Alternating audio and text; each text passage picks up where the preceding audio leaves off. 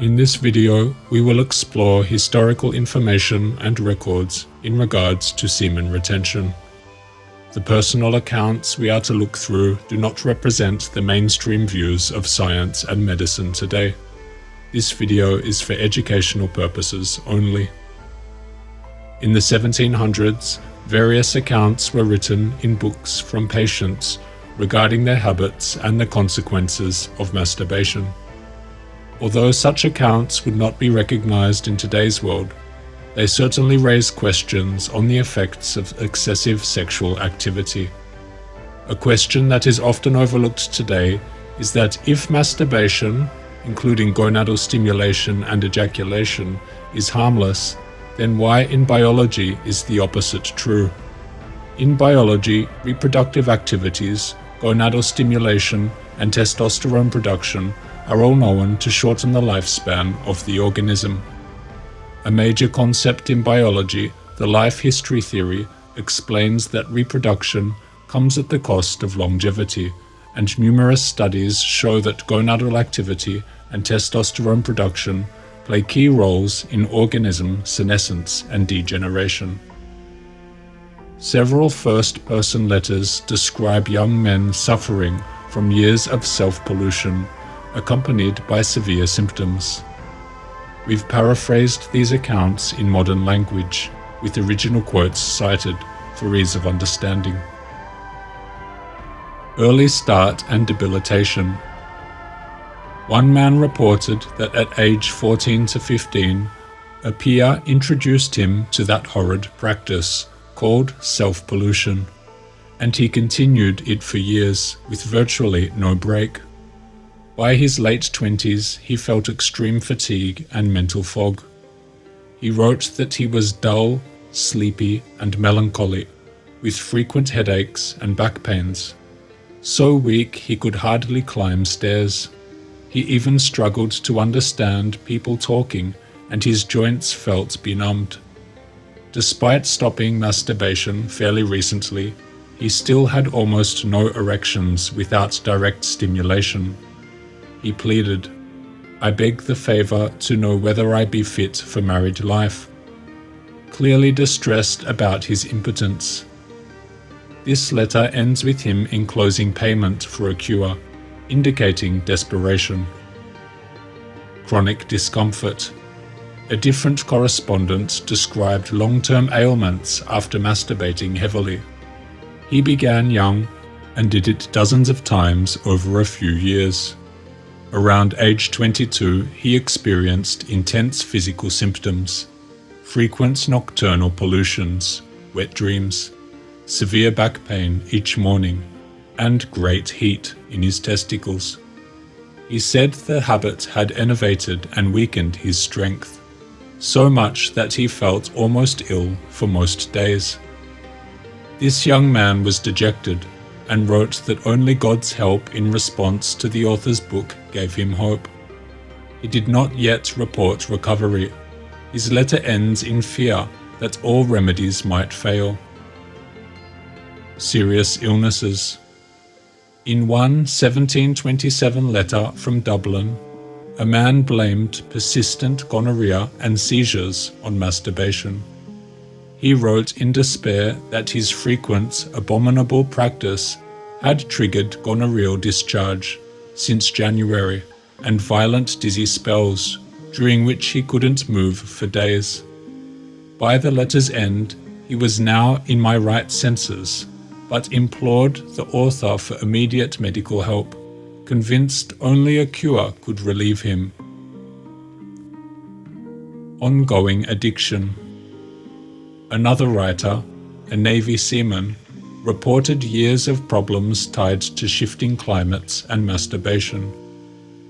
He often overheard easily, "If I stir much, I am apt to sweat very much at the private parts," had explained incontinence and backaches, and noted blood-like threads in his urine at times.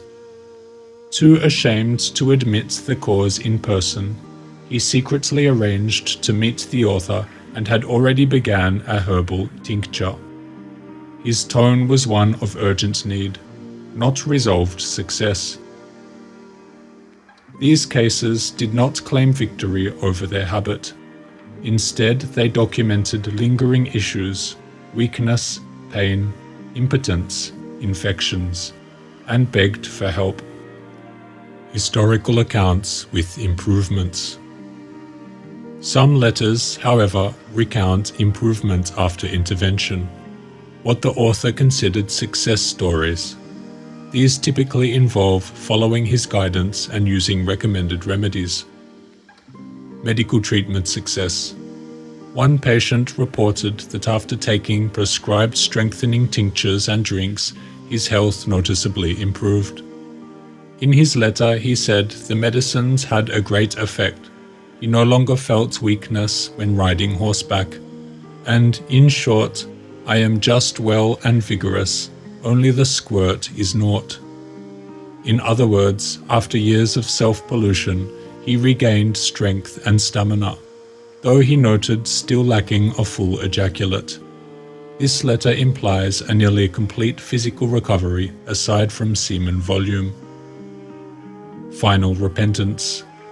A young apprentice, about 20 years old, wrote that he had used masturbation, sometimes twice a week, sometimes thrice, for about 3 years. He listed pimples, frequent wet dreams, memory loss, and burning on urination as problems. Critically, he vowed in writing, "I never will follow that detestable practice anymore. If I had known the consequences, I never would have done it." Though he had not yet fully healed, his sincere commitment to quit marks a turning point. He still asked for cure advice, but his attitude is one of reform. Spiritual healing. One notable letter, though phrased in archaic biblical language, claimed a man was so stricken that he could scarcely breathe and fell into despair, until a spiritual repentance. He wrote that he sought excellent and pious divines, and resolved by repentance and mortification to break off the sin. He urged other readers to hate and abominate this wickedness, to avoid ruin. While not a clinical success per se, it shows the author used faith-based advice to encourage permanent cessation.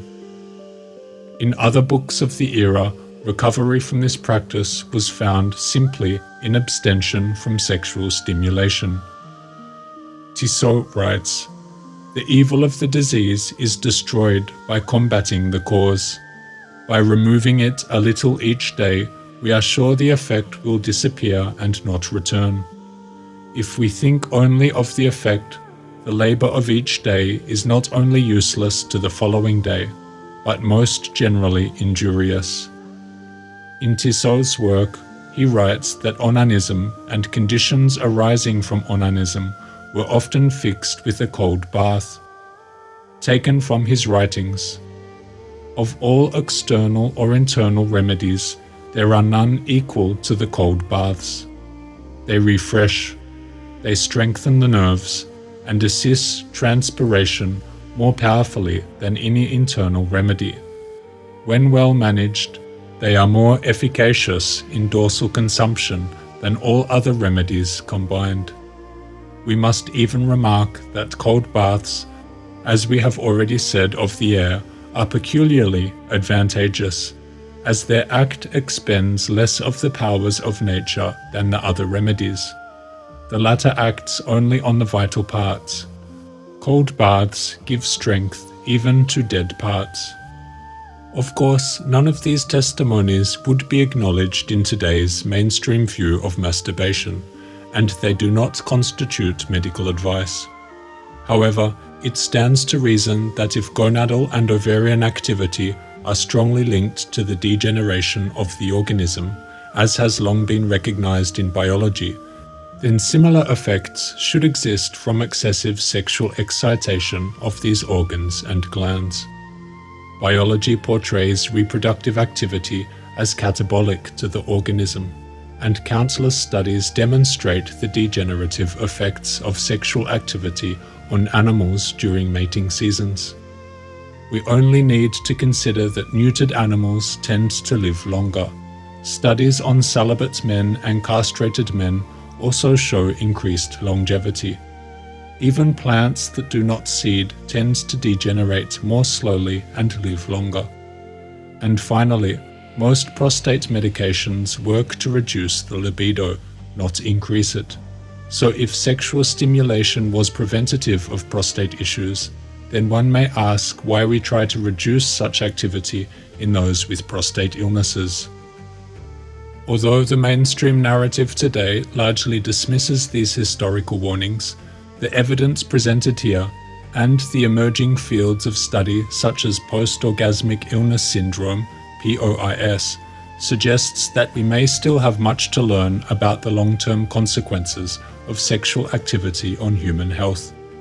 These personal accounts deserve further investigation, and perhaps the discussion on semen retention and its relationship with sexual health is only beginning.